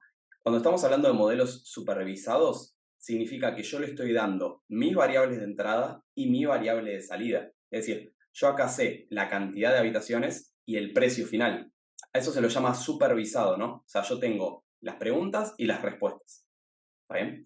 Pero también tenemos modelos no supervisados. Por ejemplo, vieron que se están paveando ahí con el celular y van para la izquierda, por ejemplo. Google te empieza a decir las últimas noticias del día, ¿no? En base a tus gustos, en base a un montón de cosas. Pero, ¿cómo resuelve ese problema Google? No es que tiene un departamento de noticias y tiene 2.000 personas clasificando. Esta es de crímenes, esta es de comida, esta es de programación. O sea, esos algoritmos son no supervisados y son parte de una familia que se llama clusterización. O sea, básicamente lo que hacen es entender la noticia y agruparla en clústeres similares. ¿Se entiende? Entonces, en este caso particular, sí, tenés que hablar con producto y tenés que decir, che, voy a aplicar un algoritmo de aprendizaje supervisado. Es decir, necesito que me des las variables de entrada y un registro previo de lo que pasó. Por ejemplo, en el caso de Pella, le mostré este carrusel de productos a la persona e hizo clic en el número 3. En el caso de Netflix podría ser, le mostré este carrusel de películas e hizo clic en la película número 7. Entonces, eso es un modelo o un modelo supervisado. Le estoy dando las preguntas y las respuestas. Ok, ok. ¿Se entiende, Alex? Sí, completo. ¿Por qué aquí lo tomás con notación distinta ahí? Sería como que es un JSON con data y target. Ah, ¿por qué lo hice acá? De esta forma, por el dataset, en definitiva. Fíjate, a ver si puedo hacer esto. ¿Qué nos preguntaron cuando escribí todo esto, no? Ahí voy. ¿Dónde está el dataset? Claro, yo me mareo un montón con este Jupyter. Este maldito Jupyter. Acá. Voy a hacer un data frame que tenga pd.dataframe boston.data. A ver si es. Y voy a hacer def. Sí, ahí va. Bueno, fíjate que si lo haces de esta forma, ¿está bien? No tenés los valores de las columnas. Por eso no les mostré esto de entrada, ¿no? Le mostré la descripción y le dije, la columna 5 es el número de habitaciones. Y fíjate que en este dataset en particular viene separado. O sea, creo que el número 12, ¿sí? es el precio, pero también viene en un JSON aparte, en un diccionario aparte, que dice Boston. ¿Cómo era esto? Habíamos dicho target, ¿no? Ahí va, target. Entonces, es propio del dataset, en definitiva. Lo puedes acceder de dos formas. En la última columna o boston.target directamente. ¿Sí? ¿Sí, no? Tal vez. Bien. Fran, ¿te puedo hacer una consulta al respecto? Dijo Alex. ¡Quiero entrenar el modelo! Sí, dale. Termina, después yo te pregunto. No, dale, preguntale, chaval. No, porque me surgió la duda vos acá estás teniendo todas las variables, por decirlo así, sabés lo que tenés que sacar, cuál tenés que predecir con todo. Pero en la vida real, vos tendrás que ir a buscarlo en una base de datos. Sí, o podrías exportar la base de datos a un CSV. Fíjate que Pandas también tiene el método de read de SQL. O hacer una query. O sí, podés pegarle una API que te vuelve un JSON y ahí mapearlo a un data frame. Ok, eso no sabía. Respondí. Tiene todo, tiene Pandas. Tiene... Sí, porque si no tenías que ir a buscar, tenés que saber qué ir a buscar en las distintas tablas de SQL. Sí, o sea, en general, tenés dos opciones. Para mandarle al modelo, porque no puedes mandar cualquier cosa, entiendo. Claro, o exportás la base de datos o te arremangás, abrís Workbench y empezás a hacer queries a lo loco. Sí, tal cual. Okay. Bueno, listo. Entonces, pasos. Creamos la instancia de nuestro modelo. Lo entrenamos. ¿Sí? ¿Qué hace esto? Buscar el mínimo error. Fin de la historia. Y ahora miren esta magic. Model.coef. Es lo que preguntaba el compañero, ¿no? ¿Qué es este coef? Bueno, lo que va a representar es la pendiente de la recta de regresión. ¿Está bien? Entonces, con esto, fíjense, con 9,10, ya ganamos, ¿sí? De alguna forma calculamos, ¿sí? Los coeficientes de la recta, en definitiva. ¿Cómo sé esto? Imagínense lo siguiente. Voy a hacer una predicción. Voy a decir, bueno, la predicción de I va a venir a partir del modelo. Voy a predecir estos valores de X. ¿Sí? Hay muchas cosas que hay que mejorar en esto que después vamos a hablar, no importa, pero quiero que se entienda el concepto, ¿no? ¿Alguien me puede explicar qué estoy haciendo en esta línea? ¿Qué se imaginan? Los valores predichos del modelo. ¿Y qué me va a devolver esto? O sea, ¿qué se imaginan que va a tener IPRED? Un valor de acá. ¿Un valor o muchos? Porque, ¿qué es X? ¿Cuántos valores tiene X? No, muchos. Muchos, ¿no? Entonces, IPRED va a ser un array de cosas. Miren, hagamos el ejemplo. Vamos a imprimirlo. IPRED. Es un array, ¿no? Entonces, lo que me está devolviendo esto, lo que le estoy diciendo es, che, mira, tengo este modelo entrenado que me calculó estos coeficientes. Lo que le voy a hacer es intentar inferir, ¿sí? A través de estos valores, ¿sí? Cuánto van a ser los precios futuros. ¿Está bien? Eso estoy intentando hacer. Atraer mi modelo que ya entrené, tiene que estar entrenado, es decir, tiene que tener estos coeficientes que salen de minimizar el error y toda la bola, ¿sí? Ahí voy a estar prediciendo valores futuros, como decían ustedes. Ahora, ¿cómo puedo dibujar esto? Bueno, puedo hacer un scatter, no lo voy a hacer yo. Quiero que me dibujen el diagrama de dispersión, ¿sí? Y la recta de regresión. A ver cómo lo podemos interpretar. ¿Quién me ayuda a hacer eso?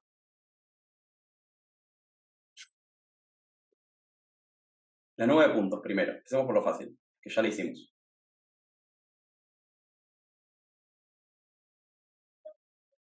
Sería X y en Y sería Y pred. Ahí va. Primero quiero la nube de dispersión. O sea, lo que habíamos hecho antes, ¿no? Esto acá arriba. Ahí va. La nube con XY. Pipón. Y vamos a ponerle el alfa. De punto 3. Hasta acá, nada nuevo. Voy a hacer un plt.show porque me está molestando. Ahora, ¿cómo hacemos la recta de regresión? Lo que dijiste, Abadu, está perfecto, ¿eh? ¿Me lo puedes repetir? plt.plot Ahí está, X igual a Y pred. y pred. ¿Sí? Vamos a darle color red. Ok, esta en teoría, para la información que le mandamos, ¿sí? Es la recta que mejor se ajusta a esta nube de puntos. ¿Está bien? Ahora, le voy a hacer una pregunta. Voy a hacer la misma recta. ¿Estamos de acuerdo? ¿Se acuerdan de este coeficiente? A ver, vamos a eliminar esto. Me dio 9,10, ¿no? ¿Qué más le falta a esta recta? Porque una recta se componía, en 2 dimensiones, se componía con 2 cosas. La pendiente, La pendiente es esta. el punto de corte. Intercepto. La El ordenada punto de origen. corte, la ordenada al origen, exacto. Esto está en print, esto es pendiente de la recta. Y me dio lo rico en la casa. Entró mi perro al cuarto. ¿Está todo bien? Ordenada al origen. Y vamos a poner model.intercept. Era esto. Ahí va. Menos 34. Esto vamos a tener un problema, pero no importa. Entonces, lo que voy a hacer, ¿sí? Básicamente esta recta es esta recta de acá. Es como si yo les dijera, bueno, esta recta es menos 34, Sarasa, no me acuerdo cuánto haría, 67, 67, esto es igual, ¿no?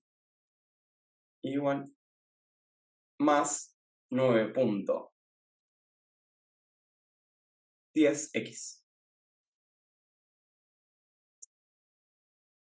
Y le dibujamos. Esta es la recta que me creó mi modelo. ¿Sí? Entonces, esta es la mejor recta con la información que yo le di para estimar el precio de la casa en función del número medio de habitaciones. ¿Sí? Que claramente, bueno, la escala no es la misma, pero debería coincidir con esto. ¿Está bien? ¿Dudas, consultas con esto? Vamos a hacer bastantes ejercicios de regresión en la otra clase, así que no se preocupen. ¿Se entiende cómo funciona este modelo? ¿Qué es lo que hace?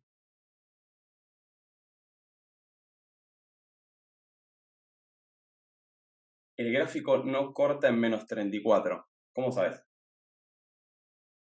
Yo no estaría seguro, ¿no? O sea, está limitado este gráfico, por decirlo de alguna forma. Pero ¿cómo te diste cuenta, Luis? ¿Visualmente nomás? ¿El dataset estaba limpio? Buena pregunta. No lo sé. No lo sé. ¿Con nulos y eso preguntás, Abadu? Sí, No sé. sí, hay, no sé, valores extremos y esas cosas. Sí, seguramente que sí. Siempre. A ver, vamos a hacer sns.boxplot. En este caso, vamos a hacer que... A ver... Esto teníamos... Sí, o sea, fíjate que tenemos bastantes outliers, ¿no? Pero bueno, esto puede representar, mirá, por ejemplo, no sé, este 9. Tenemos 9 habitaciones a un precio bajo, puede ser un outlier porque es, no sé, es una casa, no sé, en una región extrema o en un campo o algo de eso, ¿no? Qué sé yo. O una casa muy vieja, o sea, Fíjense lo siguiente, ahora viene la parte de interpretación de este modelo, ¿no? ¿Cómo sabemos si este modelo es bueno o no es bueno? Ya partimos de la base de que iba a ser poco confiable porque, nada, estamos usando simplemente el número medio de habitaciones, cuando en realidad había un montón más de factores que influían acá. Entonces, voy a ver qué onda el tema de las métricas. ¿Sí? From sklearn.metrics voy a importar el mean absolute error. ¿Cuál era el mean absolute error? ¿Se acuerdan?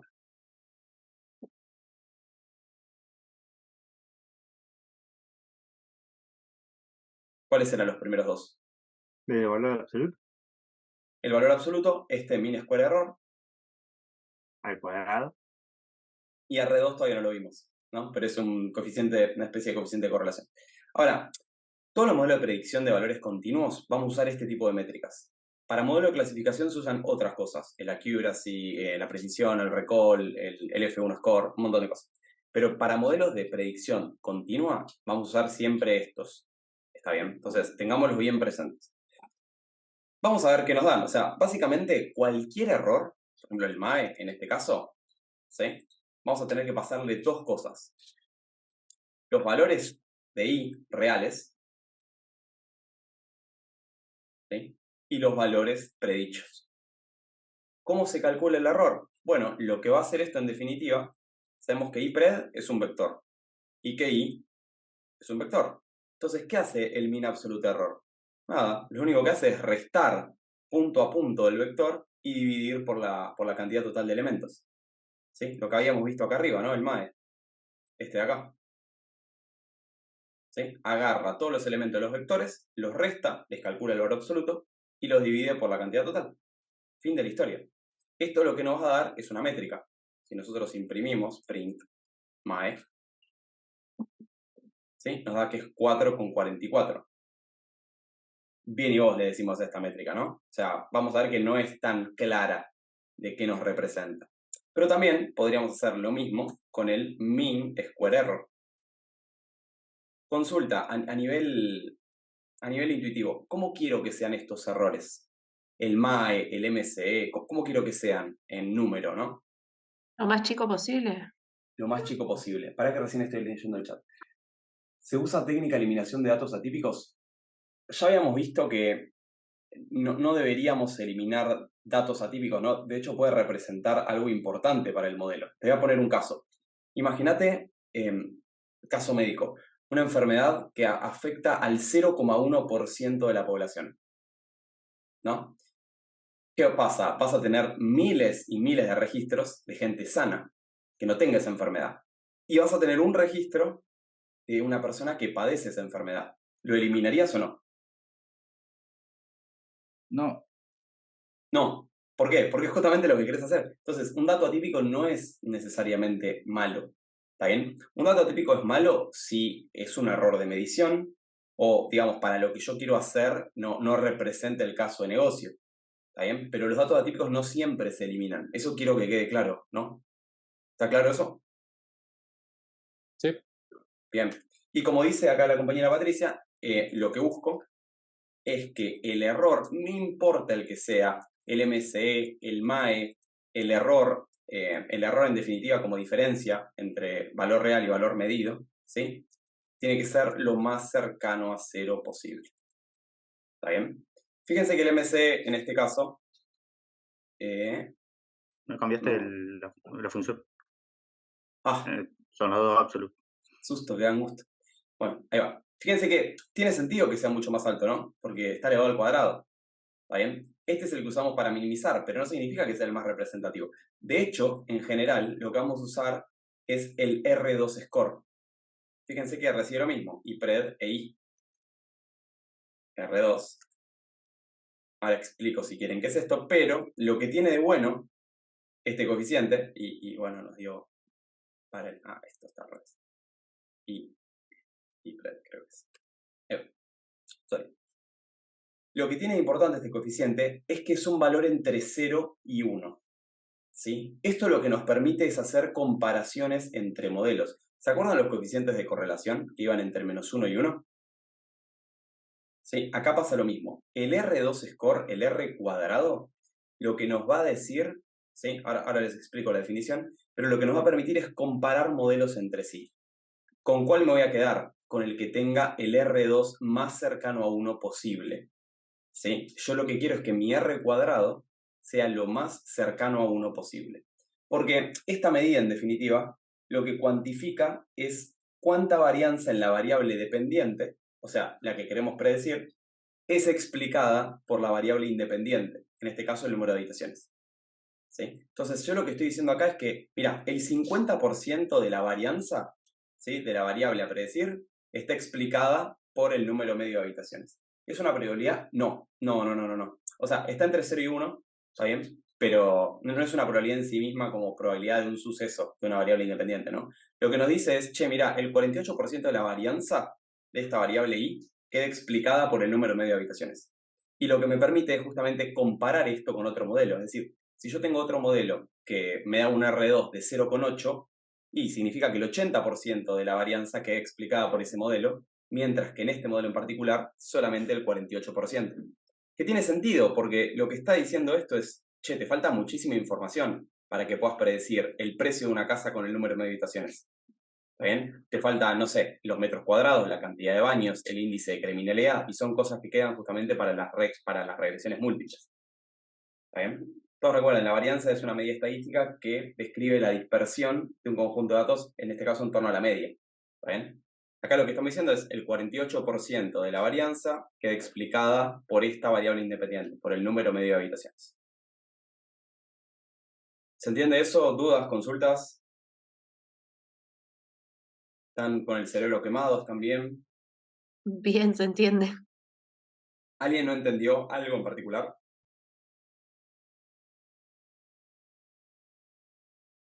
¿Sí se entiende? ¿Ok? Todo ok. Ok, acá para los nerdos, no sé cuántos habrá, pero lo que preguntaba creo que Nef, si no me equivoco. Solo me cuesta la interpretación de R2. ¿Qué te cuesta eso? A ver, Ale.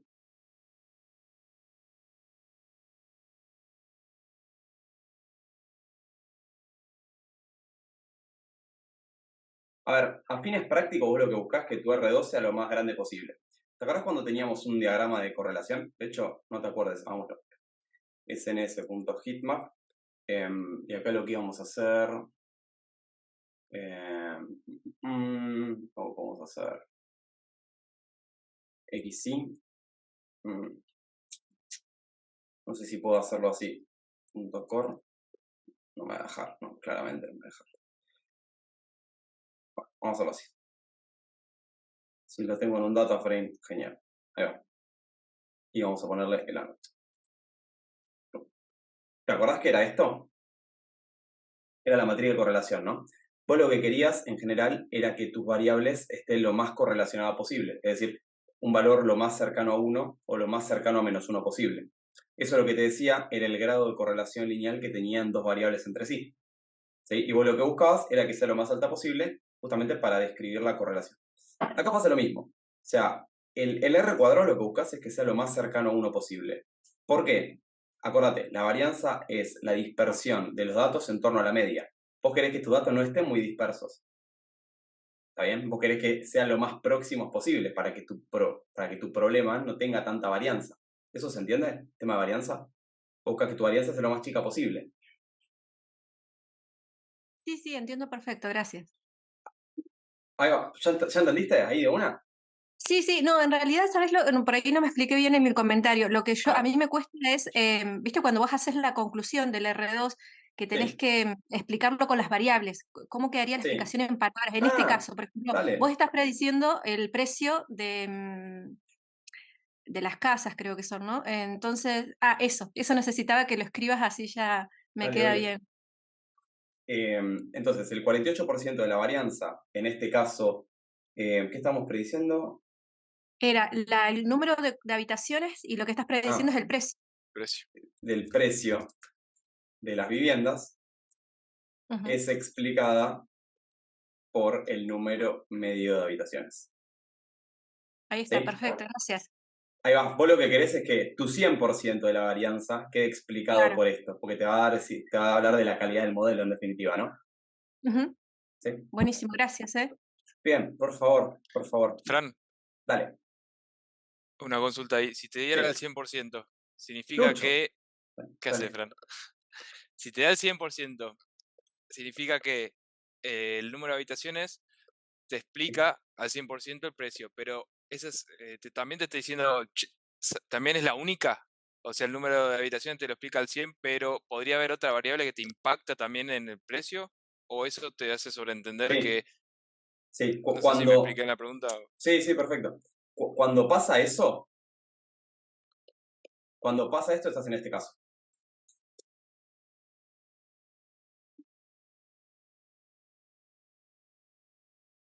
Tu modelo se ajustó perfectamente o explica perfectamente la distribución de los datos. No le creo. Un modelo muy sospechoso. Es raro, es raro, ¿no? Y acá viene lo que, bueno, acá viene lo que decía. No, a ver, pará, ojo con el overfitting. Imagínense que estoy haciendo un modelo lineal para predecir parto. Parto. Imagínense que quiero hacer no me acuerdo la fórmula para convertir Celsius a Fahrenheit. Todos sabemos que Fahrenheit menos 32 es igual a grado centígrado por 1,6. Quizás todos no lo sabemos, pero no importa. Es una forma lineal, a eso voy, ¿no? Imagínense que me olvidé de esa fórmula. Y yo le voy a dar a mi modelo valores de X que van a representar los grados centígrados y 3 o 4 valores de Y que van a representar los grados Fahrenheit. Acá mi modelo, veámoslo, ¿no? Imagínense que, repito, yo sé la fórmula, pero Fahrenheit es 1.6 X más 32, creo que es. Esta es la ecuación que describe la conversión de Celsius a Fahrenheit, ¿no? ¿Cómo podría entrar en un modelo de Machine Learning o una red neuronal, no importa, para que haga esta predicción? Le paso valores de grados centígrados y le paso su modelo supervisado, le paso valores de Fahrenheit. Fácil. Entonces, tengo mi vector X y tengo mi vector Y. Voy a entrenar un modelo lineal. ¿Sí? Hago toda esta cosa. Digo, bueno, instancio el modelo. X le voy a pasar un vector de, por ejemplo, de grado Fahrenheit, 10, 20, 50, 0. Y en Y le voy a pasar la respuesta, que yo ya sé, no sé cuánto será, pero no. X y 1, y 2, y 3, y 4. ¿Sí? Este modelo, como yo ya les dije, ¿qué modelo es? ¿Qué tipo de modelo o qué tipo de curva es?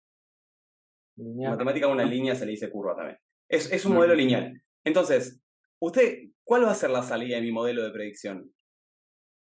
O sea, ¿cuánto me dará el R2 si le paso los suficientes datos? 1. 1. ¿Y eso es overfitting? No, porque va a ser siempre así. Es un modelo lineal.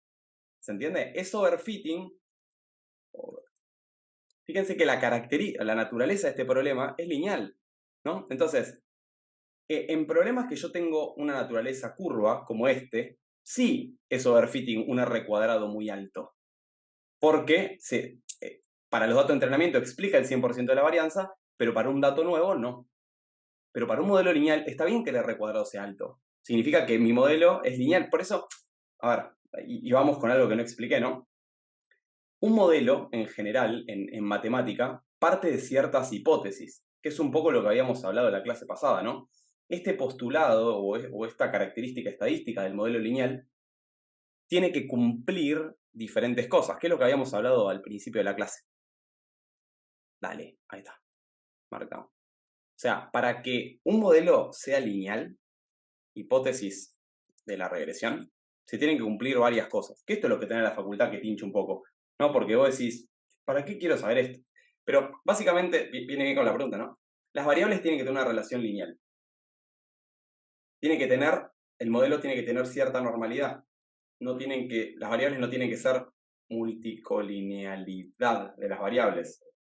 Tienen que tener iguales varianzas. Entonces, si se cumplen, ahí explico qué es esto, ¿no? Si se cumplen todas estas hipótesis, recién ahí puedo aplicar mi modelo lineal. Y esto es lo que le decía en la anterior sesión. En la práctica no pasa esto, ¿sí? La relación lineal habla de que es la hipótesis más importante, ¿no? Si la relación entre la variable dependiente y las variables independientes no es lineal, el modelo que estamos siguiendo no va a ser capaz de capturar la relación entre las variables. ¿Sí? Esto es bastante importante. Normalidad. Y bueno, básicamente los errores del modelo tienen que tener una distribución normal. ¿Sí? Si la distribución de los errores no es normal, los estimadores del modelo no van a ser eficientes ni sesgados. Esta es la parte aburrida de esto, ¿no? La multicolinialidad te habla de las variables independientes entre sí. Es un concepto más que nada algebraico, ¿no? Pero bueno, no importa. En general, en la vida no se cumplen todas estas. Y es por eso que sufre el overfitting y el underfitting. ¿Está bien? Pero sepan que un modelo matemático parte de hipótesis. Lo que me dice es, che, mira, si se cumplen estas hipótesis, tu modelo de regresión lineal va a ser perfecto. En la práctica no se cumplen esas hipótesis. ¿Está bien? Tenemos un montón de filas que son idénticas casi. Entonces, la no multicolinialidad en general no se cumple. ¿Sí? Lo que quiero que entiendan es esto. En general, ¿habla el overfitting alto? Perdón, en general un R cuadrado alta. ¿Habla de overfitting? Sí. Si la naturaleza del modelo no es lineal. Si es lineal, está bien que esto te dé muy cercano. ¿Está bien? Capaz les hice un quilombo terrible, pero espero no haber hablado a lo Débora. Pero, ¿se Franco, entiende una el concepto? pregunta. Dale, Nef, obvio.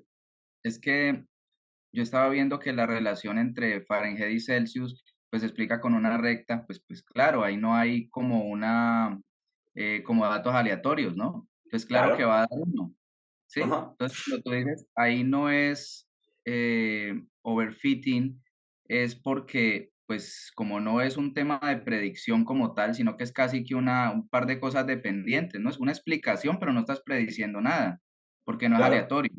¿Es Exacto. así? Exacto. Exacto. Ok, A lo que voy es, un modelo lineal siempre se va a ajustar perfectamente a una regresión lineal. eso. ¿Sí? Bueno, y Sí. la otra era que si tú de pronto en algún espacio nos vas a enseñar estas hipótesis de regresión, ¿por qué?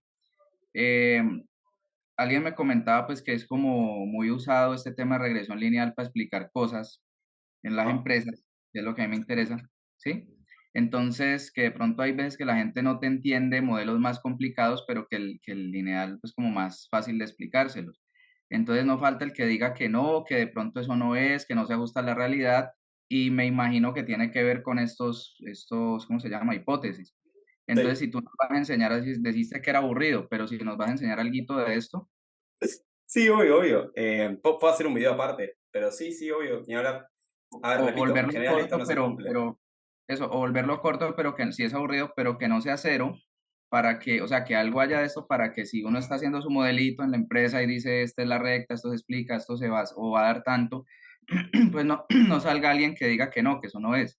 O que si no miraste hipótesis de regresión, o que si no miraste las hipótesis, ¿sí? Claro. O sea, que Sí, haya ni algo, hablar. ¿vale? Igual, a ver, como repito, ¿no? Este es el modelo más simple que en general no se adapta a problemas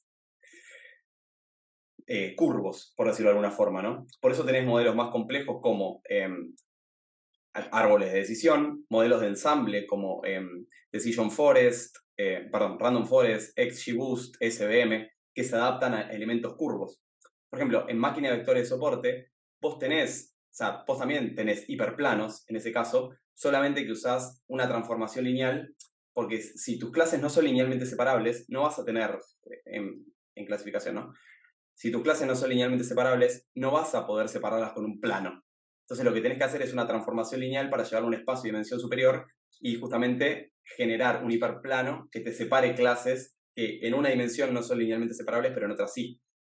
¿Sí? Este es un modelo bastante simple, pero recordá que siempre es para explicar cosas en general lineales. ¿Está bien?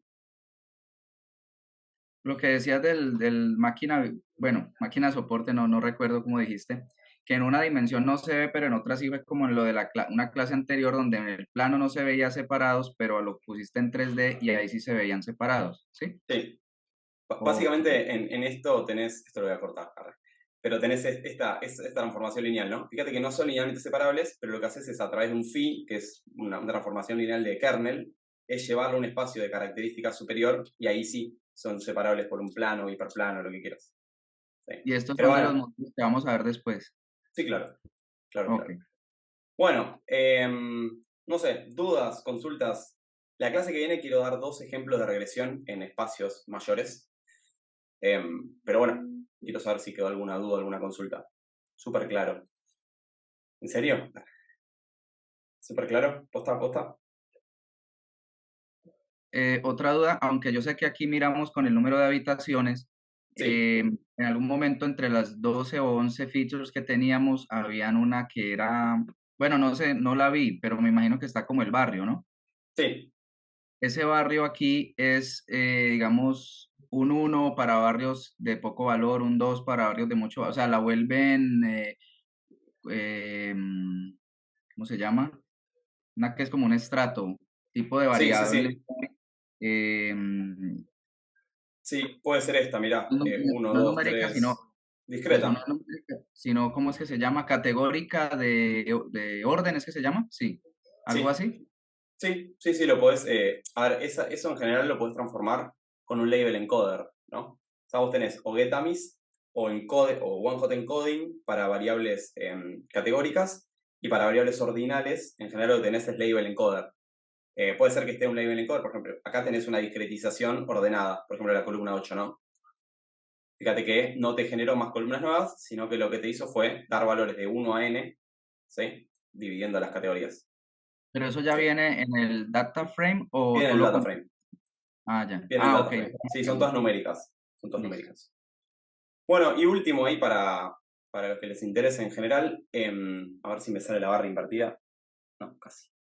Ahí está. Lo que te devuelve el diferencial de, o sea, las derivadas parciales de la minimización del error cuadrático medio es algo así, ¿no?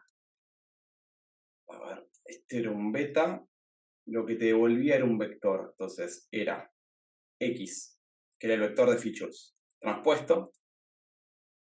¿Cómo que no me tomas el beta? Pero que nos matemos a piña. Bueno, beta. Es el x transpuesto, es el producto matricial entre x transpuesto y x invertido, o sea, la inversa de esta matriz resultante. Me tomo esto. A la -1. ¿Sí? Y esto, si no me equivoco, era por x transpuesta por el vector de salidas.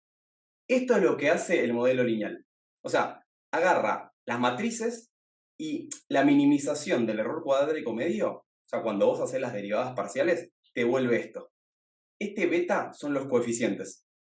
Coeficientes de recta, de regresión, vamos a poner de hiperplano. Entonces, no tiene mucho misterio, ¿no? De hecho, las derivadas ya están calculadas. Lo que más cuesta computacionalmente es determinar la inversa de esta matriz. ¿Sí? Y eso es lo que hace el modulito de linear regression. Agarra esta cuenta y te dice, che, mira, el vector columna X, por eso necesita el vector columna, ¿no? Para transponerlo. El vector columna lo voy a multiplicar por sí mismo, pero de forma de filas. A eso le voy a calcular la inversa de esa matriz. Y después esa inversa la voy a multiplicar por X transpuesta por Y. Y eso va a ser los coeficientes que te vuelves. O sea, la diferenciación del error cuadrático medio queda así, o sea, si haces las derivadas parciales te va a quedar esto.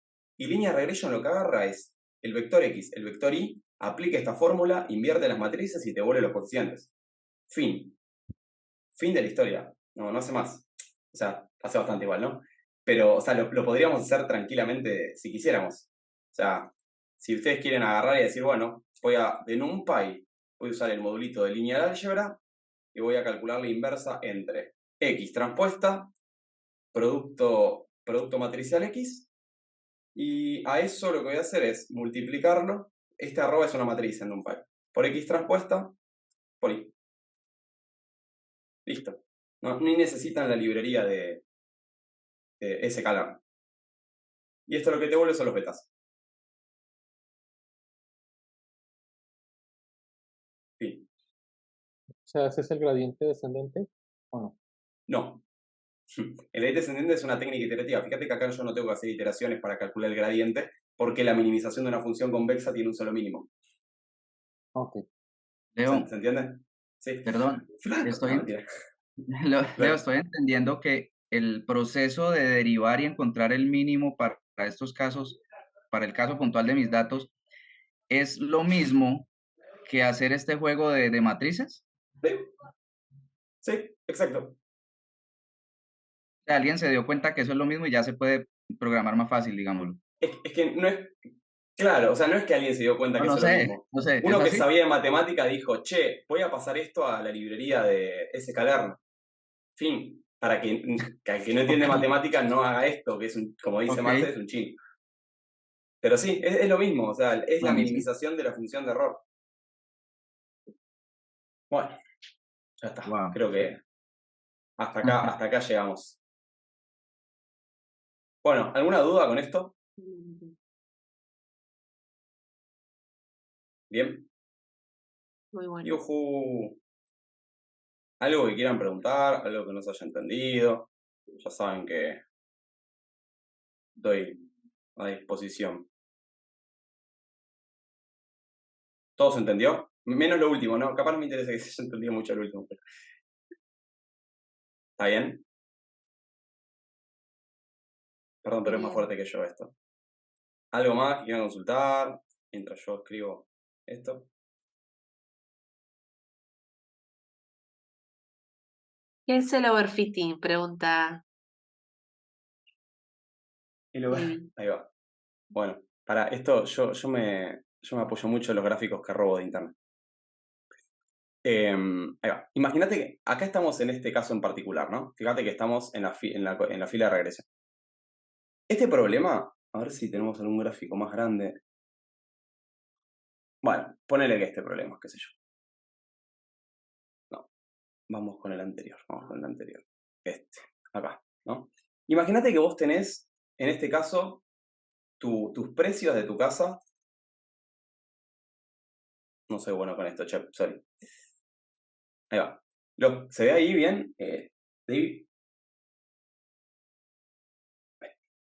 Sí, se ve bien. ¿Se ve bien? Ahí va. Mira, acá tenemos aquí. Papa frita que soy, boludo. ¿Dónde está? Acá. Mira, bien. Acá estamos en el caso de regresión. Estamos de acuerdo que la naturaleza de este problema no es lineal, ¿no? O sea, fíjate que la mejor forma de describir esto es a través de un polinomio, si se quiere, de una curva. ¿Está bien? Pero nosotros lo que estamos haciendo es, fíjate que tenemos los puntos y tenemos suerte de predicciones que pasan exactamente por todos los puntos. ¿Esto se ve?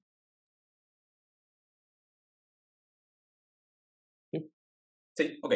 ¿Qué va a pasar? Si yo le doy un punto nuevo, imagínate por acá, este modelo va a tener una varianza bastante alta, realmente, ¿no? No va a poder explicar un dato nuevo a partir de los datos que ya conoce.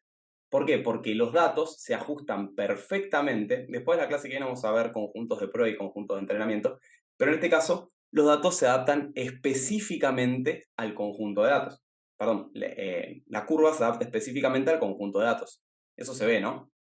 Entonces, si yo le doy un dato nuevo que no pertenece al conjunto, que justamente es la idea de predicción, ¿sí? Esto no lo va a estimar bien.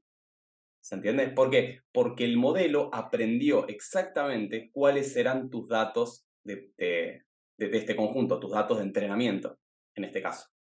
¿Sí? Eso es el overfitting. Es un modelo muy complejo que tiende a memorizar, ¿sí?, los datos con lo cual estás entrenando este modelo. ¿Sí? Fíjate de nuevo que tus predicciones pasan exactamente por todos tus puntos, pero cuando le des un valor nuevo no va a entender específicamente, ¿sí?, o no va a ser capaz de predecirlo. Fíjate por otra parte que tenemos el underfitting.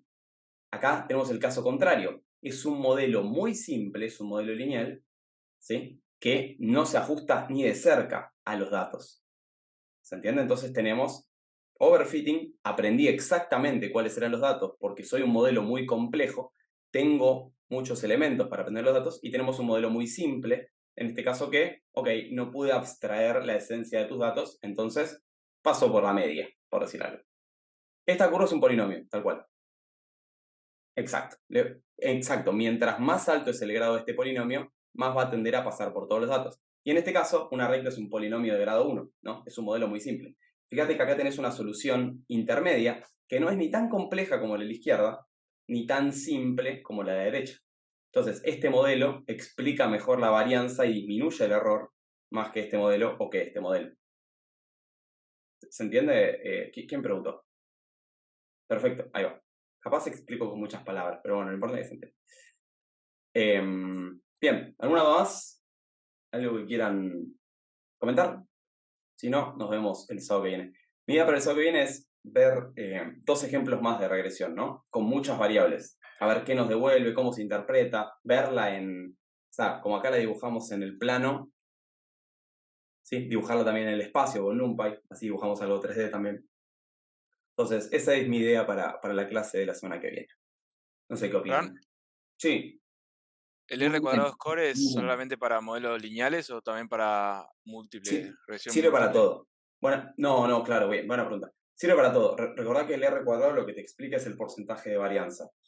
Si el cerebro no me falla, y realmente ya a esta altura es posible que me falle, el R cuadrado, a ver si lo podemos escribir, pueden corroborarlo, a ver si quieren.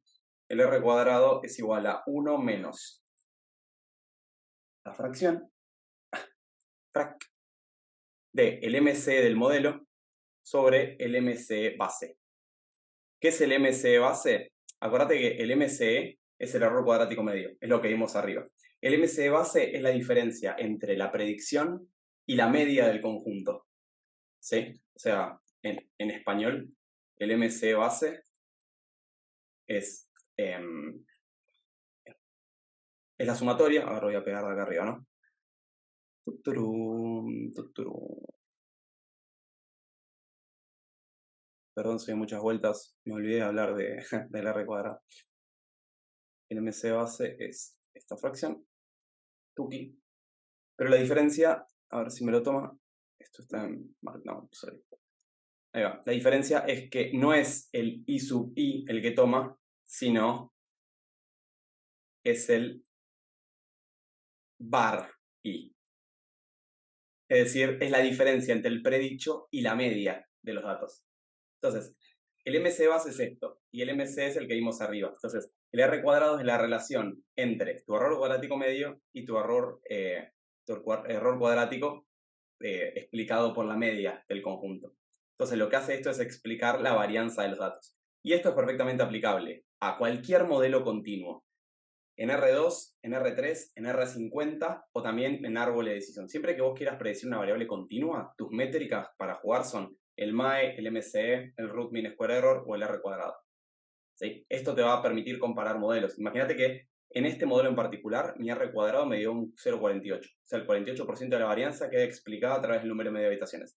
Pero decís, bueno, quiero probar cómo se comporta esto con un árbol de decisión o con un random forest. Aplico lo mismo y me da un R cuadrado de 0,80.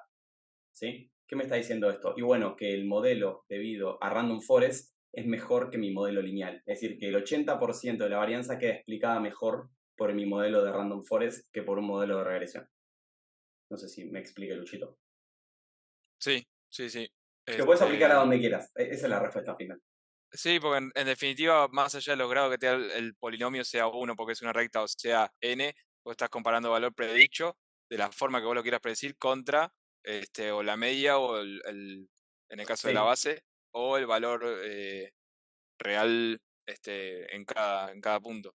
Exacto, siempre Ahora, y cuando sea continuo. Sí, siempre y cuando sea continuo. Y ahora si vos tenés, ejemplo que vos tenés varios features que te determinan tu valor predicho, y esto de las habitaciones nos hubiese dado un R cuadrado de 100%. Eso es lo que hablamos hace un ratito que no tendría lógica, porque nosotros sabemos que además de las habitaciones está el barrio y demás otras features, ¿no? Entonces no podría una sola variable tirarte un 100% en R2. A menos que tus otras variables no tengan nada que ver. Y después claro. también te habla de la calidad de las variables, ¿no? En función de eso también sale un coeficiente que es el que más se usa, que es el R cuadrado ajustado. Es decir, básicamente el R cuadrado ajustado lo que hace es agarrar el R cuadrado e introducir una penalización al valor de R cuadrado por cada feature que se agrega al modelo. Es decir, vos lo que estás diciendo es, ok, te doy 10 features, le decís al R cuadrado.